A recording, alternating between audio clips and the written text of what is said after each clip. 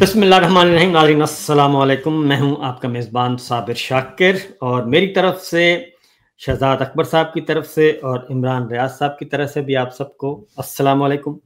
और ये प्रोग्राम बड़ा डिफरेंट नौइयत का है। एक प्रोग्राम हम तीनों ने कुछ अर्सा पहले किया था और उसके बाद मुसलसल आपकी तरफ से ये पैगामात आते रहे कि जनाब ये दोबारा करें। तो अब फिर मामला क्रूशल है, हम फिर इकट्ठे हुए हैं। शहज़ाद अकबर साहब का शुक्रिया, इमरान रियाज साहब का शुक्रिया। तो गुफ्तगू का आगाज़ करते हैं। तो सर आप कोई ओपनिंग रिमार्क्स देना चाहेंगे, क्योंकि ये तो खुला डुला प्रोग्राम है। शहज़ाद अकबर साहब। सर देखिए, एक तो सबको अस्सलाम वालेकुम और शुक्रिया फिर से सबको इकट्ठा करने का। मैं ओपनिंग में सिर्फ यही कहूँगा कि आज से 2 या 3 महीने पहले जब हमने कहा था कि खोता खूह में है और अभी तक खोता खूह में है, नवंबर 28 आनी है और मामला तय नहीं पाए, तो मेरा ख्याल है उधर से ही सिलसिला छोड़ेंगे। जहाँ जो हमने बातें की थी वो अभी तक तो वही बरकरार आ रही हैं। जी इमरान भाई। जी साबर भी उसका बड़ा अच्छा फीडबैक आया था, बल्कि मुझे बहुत सारे लोग कह रहे थे कि आप लोगों को कभी कभी इकट्ठे होना चाहिए। तो मैंने कहा जी साबिर भाई में ये काबिलियत है कि वो सबको वैसे भी इकट्ठा रखते हैं, तो आपने ही मेहरबानी की है और दोबारा सबको इकट्ठा किया। और बाकी दोस्तों को भी आप शायद शहजाद अकबर साहब देख भी रहे होंगे, टेलीथॉन के लिए इकट्ठे हो जाते हैं। तो जी जी बिल्कुल। वो भी साबिर भाई का उसमें बहुत बड़ा रोल है, सिद्दीक जान साहब का, कुछ और दोस्त हैं, एक हमारे जुबैर अली खान साहब हैं इस वक्त कनाडा में, उनका बहुत बड़ा रोल है, कुछ और दोस्त भी हैं जिनका मैं सबका नाम नहीं ले सकता। लेकिन ये कि जब हम इकट्ठे होते हैं ना, तो अच्छा लगता है लोगों को कि वो आवाज़ें जिन्हें दबाने की कोशिश की गई, वो इकट्ठे होकर बोलते हैं और जब बात करते हैं और फिर वो बात साबित भी होती है। यानी जो खोता खूह वाली आप बात कर रहे हैं, वो एग्ज़ैक्टली अभी तक तो सिचुएशन यूँ की त्यों है। कुछ वादे वईद हुए, कुछ कोशिशें हुई। देखिए, अगर शहबाज शरीफ साहब का बस चले तो वो तो मामला अभी तक निपटा चुके होते। लेकिन कल मैं साबिर भाई से एक बात कर रहा था। साबिर भाई मेरे ख्याल में इसको ज़रा थोड़ा क्लियर कर दें, हम किस बारे में बात कर रहे हैं। हो सकता है कुछ लोगों ने पहले सुना ना हो, तो पहले आप क्लियर कर दें, फिर हम अपनी-अपनी बात करते हैं। हम बात कर रहे थे जी जनरल आसिम मुनीर साहब के बारे में, और कि जनरल आसिम मुनीर साहब चाहते क्या हैं, इनका प्रोग्राम क्या है। क्योंकि शहजाद अकबर साहब का भी तजुर्बा है इनके साथ काम करने का और मेरा भी है। तो ये बतौर जब DGMI थे उस वक्त ये कुछ और बातें करते थे, जब DGISI बने तो फिर कुछ और बातें करने लगे, आर्मी चीफ बने तो ये बिल्कुल ही सब चीज़ों के ऑपोजिट हो गए। तो ये हम सिलसिला कर रहे थे, तो यहीं से हमें ख्याल आया कि ज़रा इस पे कलेक्टिव विजडम जो है वो अप्लाई करना चाहिए, और उसमें इमरान भाई भी शामिल हैं और शहजाद अकबर साहब भी शामिल हैं। तो इस पे हमने बात करनी है। जी इमरान भाई। साबिर भाई पहले आप तो अपना एनालिसिस देना, ये मामला फंसा हुआ कहाँ है, फिर हम बताएंगे ये आप। ये फंसा हुआ एक ही जगह पे फंसा हुआ है जी, और वो है कि 2 साल और 5 साल, 5 साल मिलने चाहिए मजीद या फिर 2 साल मिलने चाहिए, नंबर 1। नंबर 2, मैं स्ट्रेट फॉरवर्ड ये कहूँगा कि अगले जो मैं 5 3 स्टार हैं जी, शहजाद अकबर साहब एंड इमरान भाई, उनका मैं प्रोफाइल देख रहा था तो वो माशाल्लाह बड़े प्रोफेशनल हैं। नुमान ज़िक्रिया साहब बहुत ज़बरदस्त DGMO रह चुके हैं और कोर भी कर चुके हैं, और इमरान खान साहब के ज़माने में तो DGMO।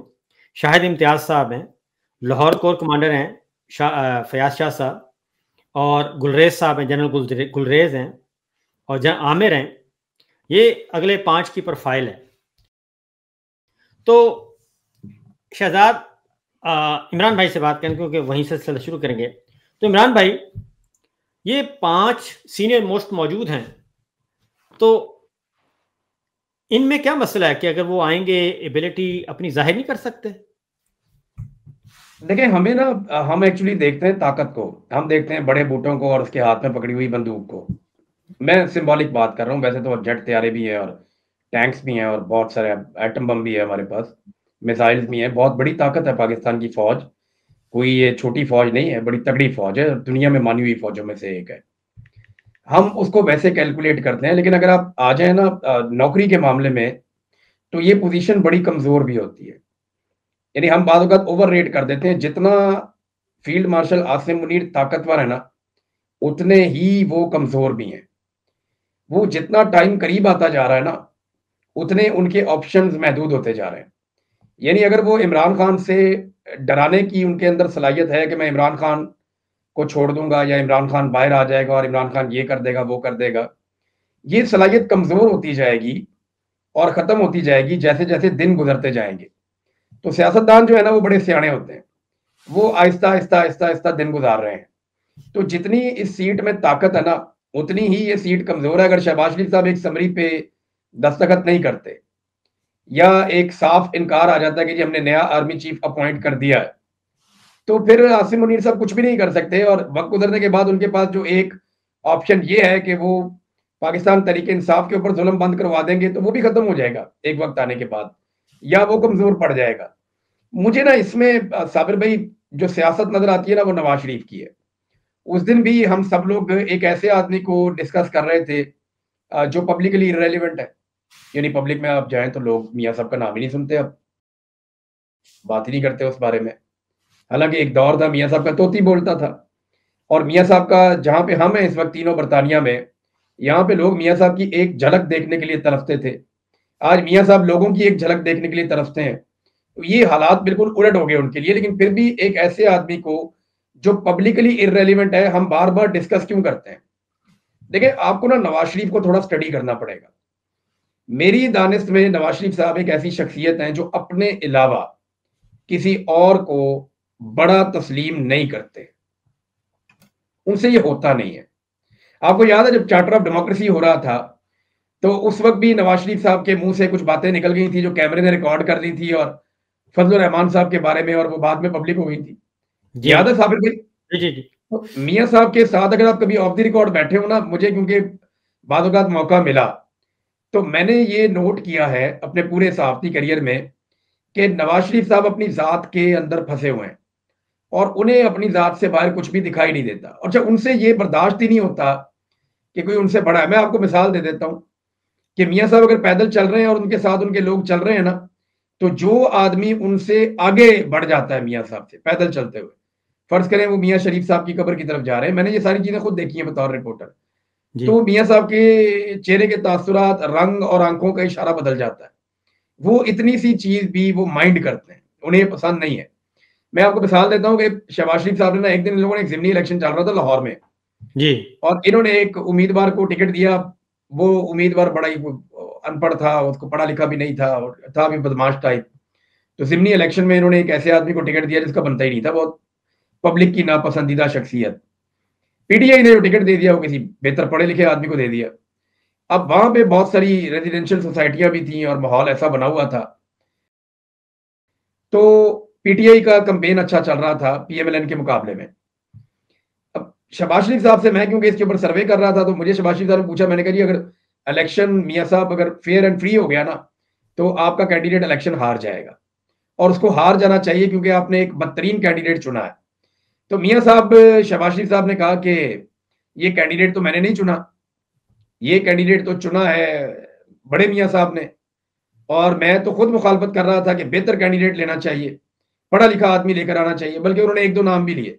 मैंने कहा जी मैं इस बारे में नहीं जानता, लेकिन आपका कैंडिडेट बहुत ही फारिग है, उसको बोलना भी नहीं आता और तालीम उसके पास से भी नहीं गुजरी। तो पढ़े लिखे लोगों के सामने जब वो जाता है तो अब लोग बाशऊर हो गए हैं, लोग ये देखना चाहते हैं कि हमारा उम्मीदवार हमसे बेहतर होना चाहिए जिसे हम घर से निकल के जाके वोट डालें। तो मियाँ साहब ने कहा ये बात आप नवाज शरीफ साहब के सामने करेंगे? मैंने कहा जी मैं जो बात कर रहा हूं मैं कहीं भी कर सकता हूं, इसमें प्रॉब्लम क्या है?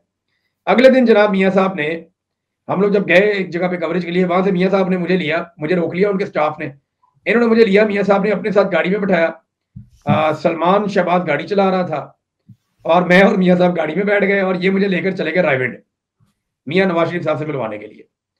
ये वाकया ना इन दोनों भाइयों को बड़े आराम से याद आ जाएगा। मैं सिर्फ एक छोटी सी चीज याद कराऊंगा, ये दोनों भाइयों को वाकया याद आ जाएगा फौरन। उस दिन हुआ ये कि इनके साथ एक सिक्योरिटी का गार्ड होता था, इंचार्ज था, मेजर मुआज साहब थे। मेजर मुआज साहब जो थे ना, उनका पिस्तौल गिर गया, गाड़ी से उतरे, वो बहुत तेजी से प्रोटोकॉल देने के लिए आए मियाँ साहबान को। तो नवाज शरीफ और शहबाज शरीफ दोनों खड़े थे और मैं वहां पे गाड़ी से बाहर उतर के उनके पास खड़ा था। तो ये भाग के आए तो इनका पिस्टल जमीन पे गिर के, तो वो ऐसे राउंड करना शुरू हो गया, तो उसने भाग के अपना पिस्टल उठा लिया। तो नवाज शरीफ साहब ने और शहबाज शरीफ साहब ने पूछा कि ये पिस्टल चल भी सकता था? तो उन्होंने झूठ बोला मेजर साहब ने कि नहीं। मैंने कहा नहीं सर, ये चल सकता था, ये पिस्टल लोडेड है। और इन्होंने सिर्फ लॉक लगाया हुआ है, पिस्टल जब जमीन पे गिरता है और लोडेड हो तो वो चल जाता होता है। तो मियाँ साहब बहुत घबरा गए थे, शहबाज शरीफ साहब। अब मैंने उस दिन महसूस किया नवाज शरीफ जो है ना थोड़ा सा कूल आदमी है, वो इन चीज़ों का बहुत जल्दी असर नहीं लेता, लेकिन शहबाज शरीफ साहब बहुत ज़्यादा घबरा गए थे, परेशान हो गए थे, बल्कि इन्होंने वो मेजर के ऊपर एक तरह का अटैक कर दिया था। वो मेजर वहां से चला गया। फिर शहबाज शरीफ साहब मुझे इशारे करेंगे करो मियाँ साहब से वो बात, मैं यार मैं खुद से कैसे कर दूं बात। उसके बाद शहबाज शरीफ साहब ने बात छेड़ी, तो मियाँ साहब को जब मैंने बताई ये बात, उसी तरह जैसे मैंने शहबाज शरीफ को कही थी, मैंने कही बेहतर उम्मीदवार आपका होना चाहिए मियाँ साहब, ये मेरे सर्वे के मुताबिक आपका उम्मीदवार इलेक्शन हार जाएगा। तो नवाज शरीफ साहब ने ना एक जुमला बोला और उसमें उनकी पूरी शख्सियत है, जिस जुमले के लिए मैंने ये सारा लंबा वाकया सुनाया। नवाज शरीफ साहब ने कहा देखें जी, उम्मीदवार कौन है कौन नहीं है इससे क्या फर्क पड़ता है खान साहब, वोट है नवाज शरीफ का, वोट पड़ना है नवाज शरीफ को, लोगों ने देखना है नवाज शरीफ को, टिकट चलता है नवाज शरीफ का। ये इस तरह से उन्होंने 4-5 जुमले ऊपर नीचे बोले। अब ये ऊपर नीचे हो सकती है इनकी तरतीब, लेकिन यही बातें की मियाँ साहब ने। तो उनके मियाँ साहब के दिमाग में यह है कि सबसे बड़े ताकतवर और सबसे ऊंचे ओहदे वाले मियाँ साहब ही हैं। अब हो ये रहा है गुज़िश्ता चंद महीनों से पूरी पीएमएलएन ने गेम चुकी हुई है आसिम मुनीर साहब की। जी हाँ। इनका कोई एमपीए उठता है, एमएनए उठता है, वो आसिम मुनीर साहब की गेम उठाता है।